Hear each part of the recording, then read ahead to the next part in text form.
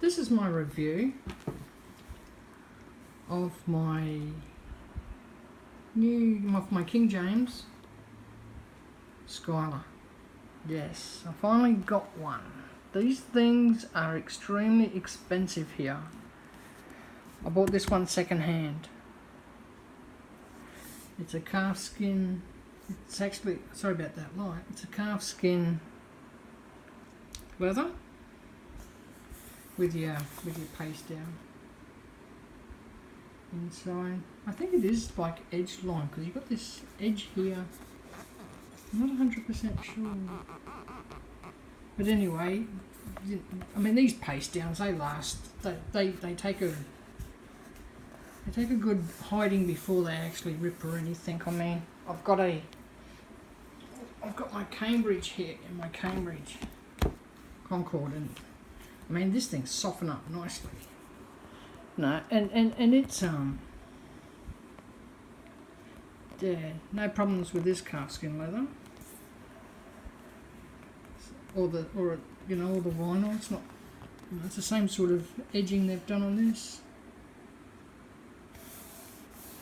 that they've done on the Schuyler. So yeah. I mean, I think there's $100 difference between the calf and the goat, and like I said, I'm more than happy with this one. It is quite a nice Bible. It's quite a thick Bible too. I mean, if you put that towards a long primer. Yeah, it's a little thicker than the long primer. It is, and it's bigger than the long primer. The block itself is actually, this has got a yap on it, so it's actually bigger than the long primer by about, no, let's say an inch. It is, but this one's feather lined. So yeah. You've got your raised hubs and that sort of thing on this one, and they do have that hinge, as you can see here, the hinge, and you've got the hinge on the back as well. Like I said, I bought this brand second hand, but yeah, it was like brand new. Don't mind the marks on it at the moment. You know that the gilding was actually perfect when I got it. I've been reading out of it, so it's going to get scuffed up, and that's what happens. And those scratches are from my fingernails. That's what happens when you got fingernails. I don't deliberately grow them, they just, yeah. But yeah. She's very nice gilding this. A lot nicer than the Cambridge gilding. I'm not sure if it's nicer than the long primer. I'm just going to check and show you the difference between the long primer gilding and the yeah, they're just as nice. Yeah. I was a little worried about getting this one, like getting one of these, only because people were saying, oh, the writing, the text is not very dark. I don't know where they've got that from, because I find this text is beautiful. I do like the subheadings in this Bible as well, and you've got these nice decorative letters of every chapter. They're on every chapter, they are. At the start of every chapter you have one. One another. There it is there. They're quite nice. The only thing I like the colour of the ribbons. I like how they've done the 3 different colours. I do not like that they are skinny ribbons, and they are short. They are really short. I mean, I nearly tore the page the other day by using it. I mean, that's terrible. The price you pay for these and that little bit, that's not good. They should be a bit longer than that. That's terrible. So I will be replacing them. I'll be replacing these ribbons, and like I said, I bought this second hand, so I very much doubt the warranty actually goes from person to person when you buy these Bibles. So it doesn't matter if I take the ribbons out, because I'm pretty sure it's not covered by a warranty. Where if you bought it new and you change the ribbons, then I think maybe that might interfere with your warranty. I think people should need to check that first before they start changing ribbons in their Bibles. You know, if they buy them brand new and they start changing ribbons in it, does that affect the warranty of the Bible? I think that's something that people really need to look into before they actually change their ribbons. And like I said, I bought this second hand, so I'm pretty sure that the warranty won't cover me. So I have no problems changing the ribbons. Would I change the ribbons in my long prom? No, because yeah, I just wouldn't. They're like got the nice thick ones. Now these ribbons in this one have been changed. So yeah. But yeah, I do like, also too, I like the King's Glossary in this one.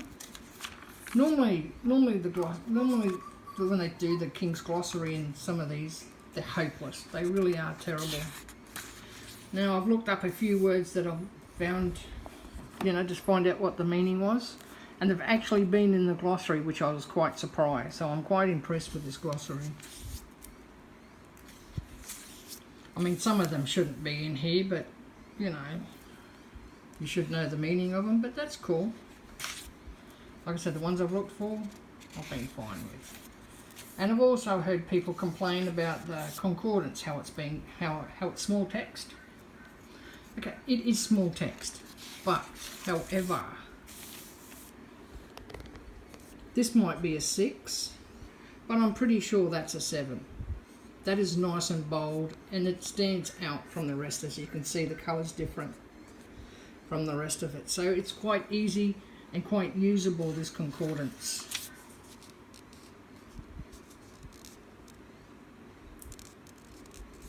I actually like the concordance in a Bible, and I do use them. I mean, sometimes I will use my phone, but if my phone's not handy, you know, I do use the concordance in them. It does have a few sheets of paper at the back. As you can see, there is a few, not a lot, but that's fine. I don't really intend to write in this book, this Bible. I'm going to keep this Bible as my reading Bible. It's not. You don't have extra. I'll show you.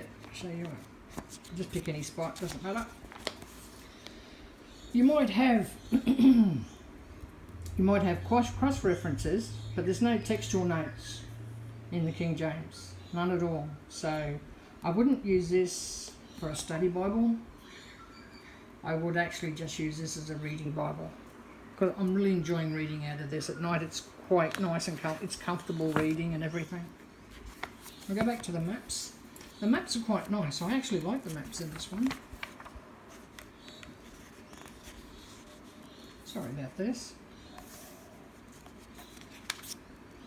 And when I got this, even though it was second hand, I had to break it in. That's how, I think whoever had it just flipped through it and they said, no, don't like it, sell it. I don't really,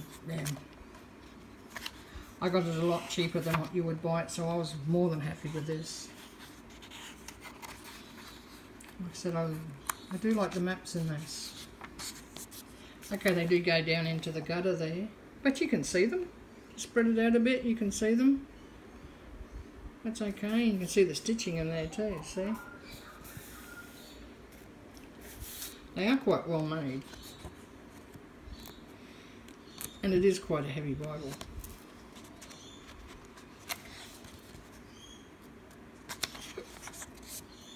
Got these ones here.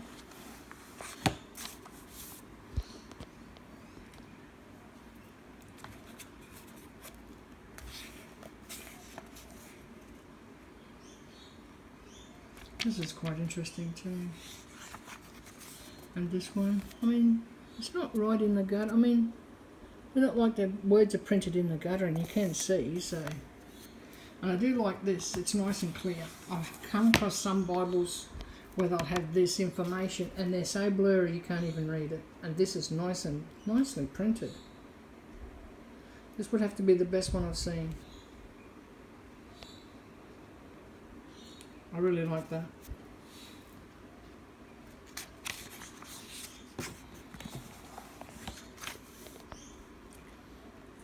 I mean, if you can't afford the goatskin one, go with the calfskin one. It's got exactly the same features, just different colours. So what? I mean, the calfskin will soften up very nicely. You won't be able to roll it up and button it, you know, like some of them do. But I mean, I wouldn't do that to a goatskin one anyway. The maps in this are quite nice. I really like them. Very detailed and very clear. Like there's no blurriness on the print. I must say the print on this is just phenomenal.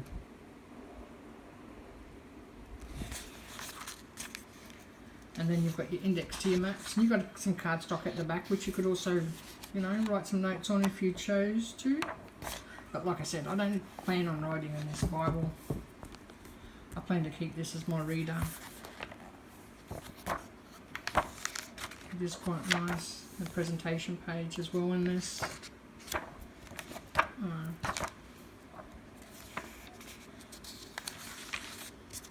She is quite nice.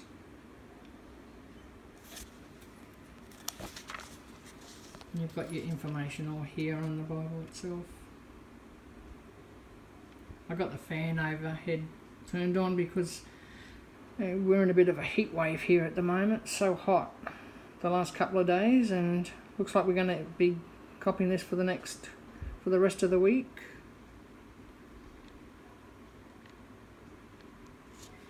Even the little hound dog over here, my little buddy's feeling it too. Hey, want the air conditioner on yet? She'll let me know when she wants that air conditioner on. It's amazing how they know. So you've got your translators to your readers and all that sort of stuff at the beginning of it, the same sort of deal. But yeah, it's quite nice.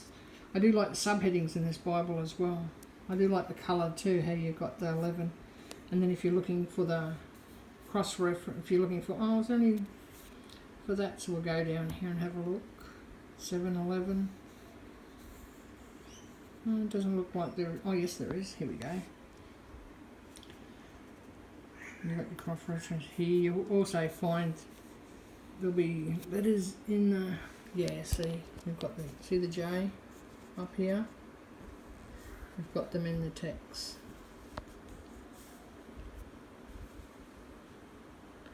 And they're small enough too, so they don't actually distract you from what you're reading. So if you just want to read and don't want to use the cross references, you can do that. It's a, you know, like I said, they're only small, and they don't sort of hinder your reading. It is a self-pronouncing, which is one of the things I like. The best thing I like in the Bible is I like subheadings and I like self-pronouncing. I do like the textual notes, but if they're not there, they're not there. But I've got other Bibles that have it in them, so I'm not too concerned about that. But yeah, they're my main things when I'm reading. Subheadings and self-pronouncing.